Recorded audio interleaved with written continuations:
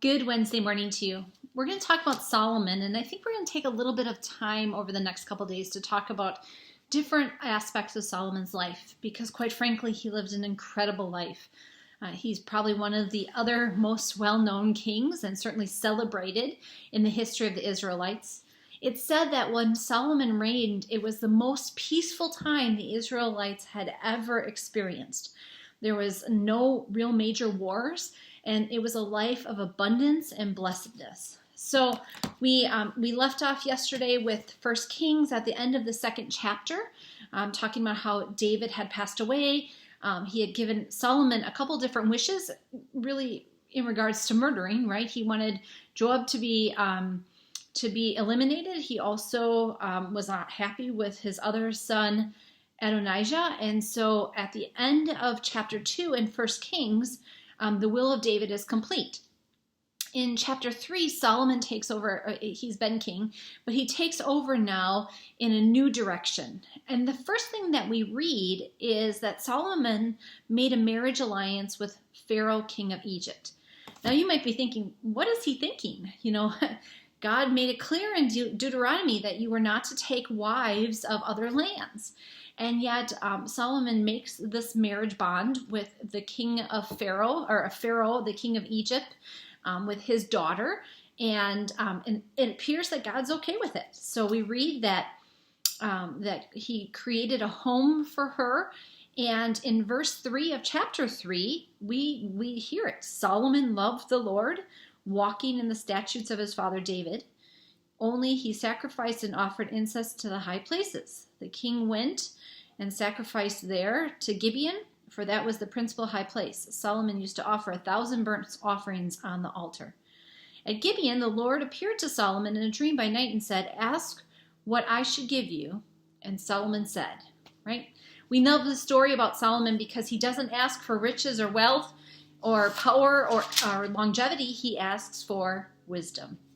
It's what we love about Solomon is that he is wise, and there's that odd story at the end of chapter 3 where Solomon has two women come, one, and they're both claiming that there is a baby that belongs to each of them.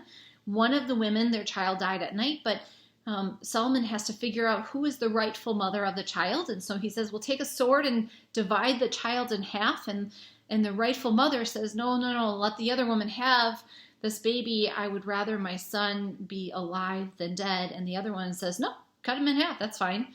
And so Solomon knows. He has the wisdom to know that the first is the rightful mother.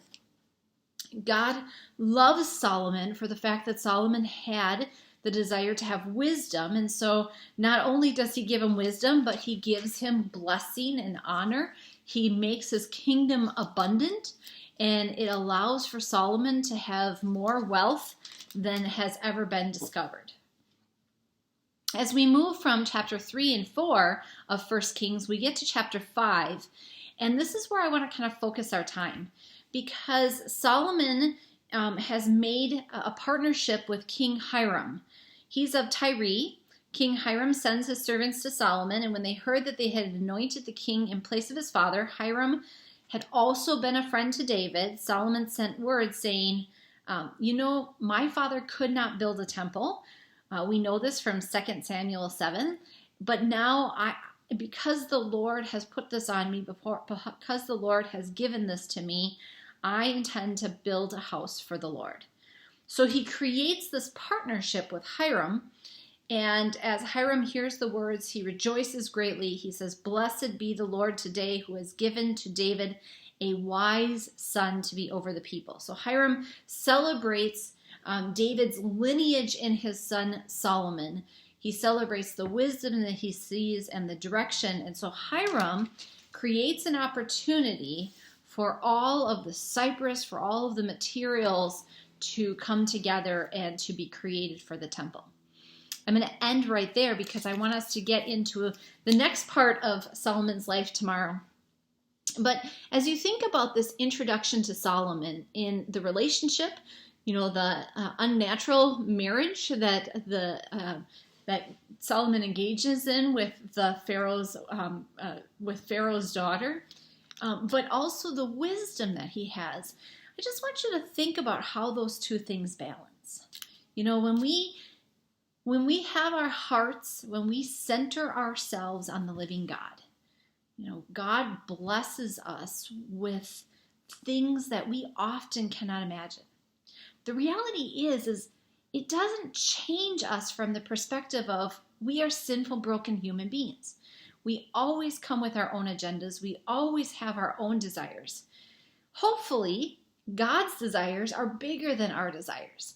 Really, that's what we see in the first part of Solomon's life. He created an unnatural, unaccepted partnership that seems to kind of be blessed by God initially. But it was because he grounded himself in the Almighty.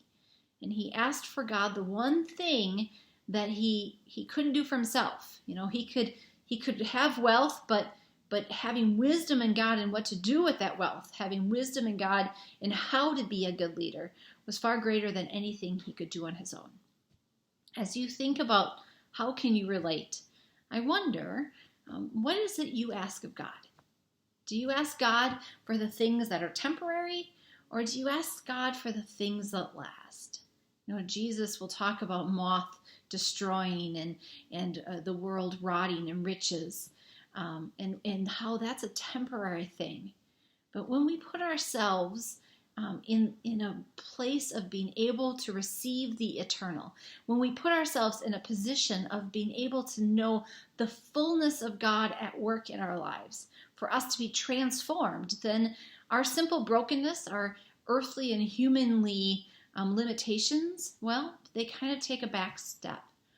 And even when we make decisions that really don't coincide with what God had already ordained, they are secondary to the power of God at work in our lives. So, today is Wednesday. I hope that that gets you thinking a little bit about where you find the transformative power of God in your life, and what are the areas that maybe it's time to really surrender to God and allow God to be at work. I hope you have a good Wednesday, and we'll see you tomorrow.